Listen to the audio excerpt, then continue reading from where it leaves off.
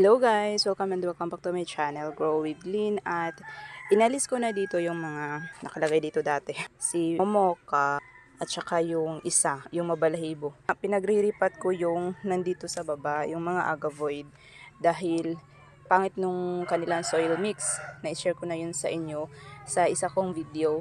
Tapos, hindi ko na binalik dito dahil nag-etiolate sila guys. Kulang yung nare-receive na araw nila dito sa area na to sa kanilang sunlight requirement. Kaya, hindi ko na sila ibinalik. Pati yung nandito na, inalis ko na rin para pantay-pantay na sila lahat. So, pinagre-repat ko na yung mga bago kong dating na mga gymno. At ito na yun siya guys. Nag-shoot ako kanina ng video para sa video na ito. Pero, hindi pala naka-record. Kaya, nagdilig ako kanina kasi pinakita ko yun sa video pero hindi siya naka-record kasi naubusan na pala ng storage yung phone ko. Naglinis muna ako ng phone bago ako nag-video ulit. Pero tapos na akong nagdilig sa kanila guys. Tapos na sana ang video na to. Inulit ko nga kaya hindi ko na mapakita. Pero nagdilig ako sa mga bago kong bili na gymno. Yung luma hindi ko diniligan dahil kakadilig ko lang din. So baka ma-overwater. Ayan, ito yun siya yung kasama sa crested gymno. Hindi ko alam kung crested din ba ang tawag nito guys. Separate kasi ito sila, hindi sila magkakadikit. At hindi ko rin alam kung same ba ng variety ito siya at saka ito. Kasi ito purple guys yung kulay niya. Baka naman same lang kasi ito. Ayan. Baka same lang din sila talaga. Sineparate ko na siya para mas spacious ito dito. Kasi mas makapal siya mas clump. Clump bang tawag dyan? Inag-crest siya And ang ganda lang talaga ng kulay niya guys. Nag-wonder ako kung ano yung pinaka-ID talaga niya. Yung hindi siya crested. Ayan, purple. Sana mag-survive dito sa area ko na to. Ito din naman, di ko alam kung anong mangyayari dito sa gymno na to. Kung magiging kagaya din ba siya neto. Tapos, pinaghihiwalay ko na yung clamp na Terex, guys. Ayan, ang ganda lang talaga ng kulay, guys. Hindi siya nakakasawang tingnan. So, yung mga nasa pinaka-bottom part, ang pinag-aalis ko para naman hindi siya nakasagabal doon sa mother na dumikit sa soil. Inalis ko siya para maayos na yung mother. Para naman hindi sila tumabingi kasi nga nasa pinaka-bottom sila at saka malalaki na din naman sila guys. Ito yun Ayan.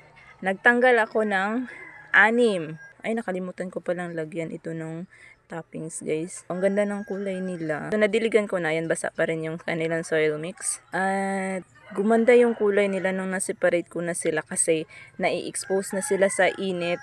Ito naman yung isa nasa sulok. Maalis ko ba? Maalis ko. Ayan siya guys. Ang cute.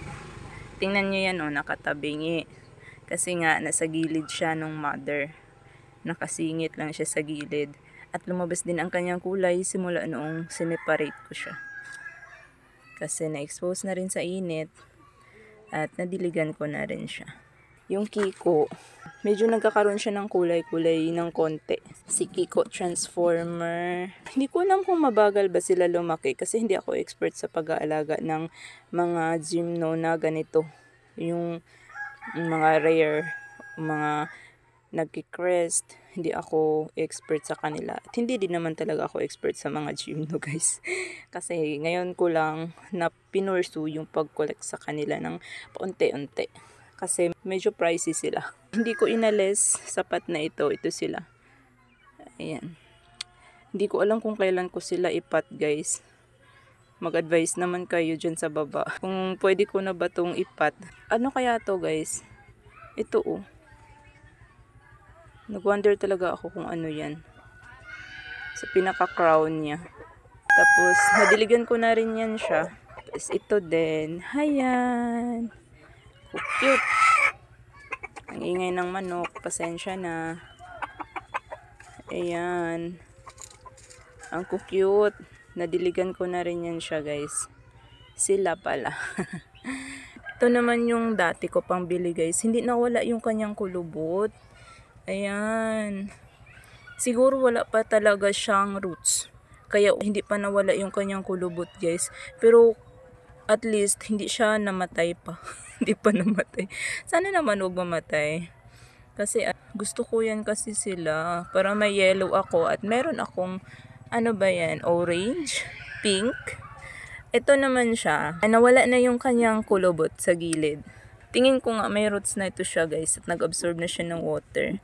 Kaya kumini siya. Nawala yung kanyang mga kulubot-kulubot. Medyo tabingi pa rin. Pero okay lang. Tataba din naman yan siya. Update naman dito sa mga free na mabalahibo. Mga super kabuto ata yan sila. Pero nung tiningnan ko ito the last time, wala pa rin siyang roots guys. Hindi ko alam kung kailan magbibigay ng roots. At yung isa dito, totally natuyot na yun siya. Hindi niya talaga kinaya kasi sobrang tuyo na siya at wala silang roots. Ay, nagagalaw siya guys. Tingnan natin. Wala pa rin talagang roots. Kailan ba siya magbigay ng roots? Kaya nga nasa dyan sila susulok para wag mainitan masyado dahil wala silang roots eh. Okay naman ito. Ito yung kasama nila na dumating.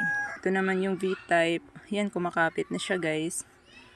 At ito din, kumakapit na rin siya. Tapos may concern ako dito sa aking Myrio guys. Tingnan nyo yan Meron na yan kasi nung dumating siya. At mukha siyang rust fungus. Ang ino-observe ko lang dito kasi baka mag-progress or dumami yung rust fungus na yan. Sana wag naman.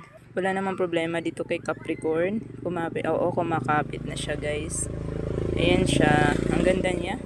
Mukhang nagbibigay na naman siya ng flower at sana pursue na yung flower niya na yan para naman makakita ako ng bulaklak ng astro sa personal. Ang sipag niyang magbigay sa akin ng flower pero hindi naman niya pinapabukadkad. Dito ko nilagay si Momoka guys na galing doon sa plant truck na pinaglagyan ko ng gym no ngayon. At naka rain or shine siya guys. Tapos sunod-sunod yung ulan namin ngayon. Mga 10 AM umaaraw. Tapos uulan na naman. So sana hindi siya ma-overwater dito.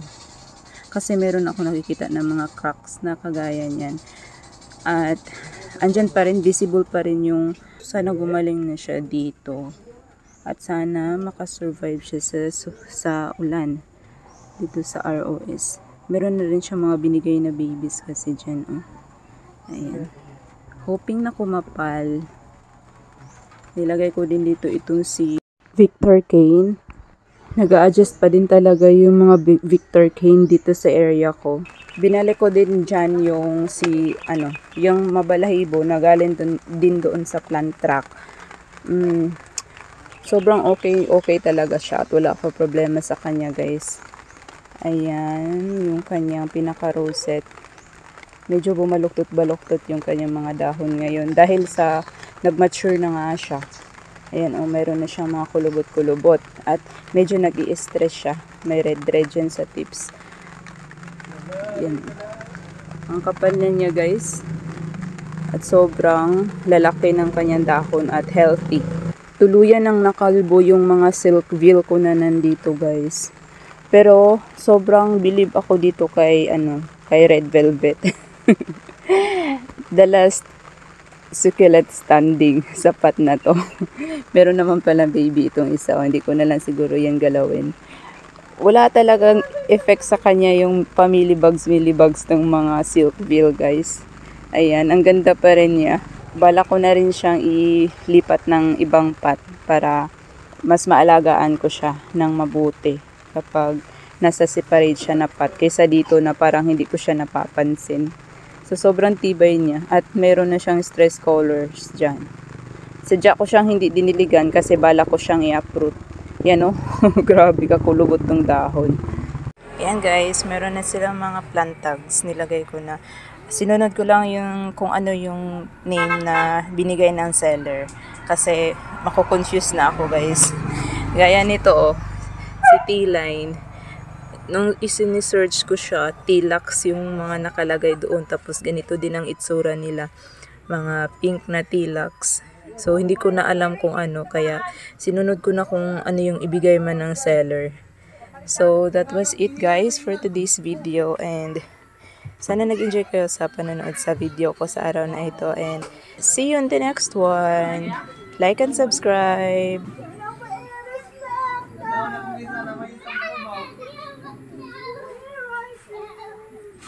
Ba't parang tabing? Hindi naman. Tabing ilang tingnan kasi pa ano siya, spiral.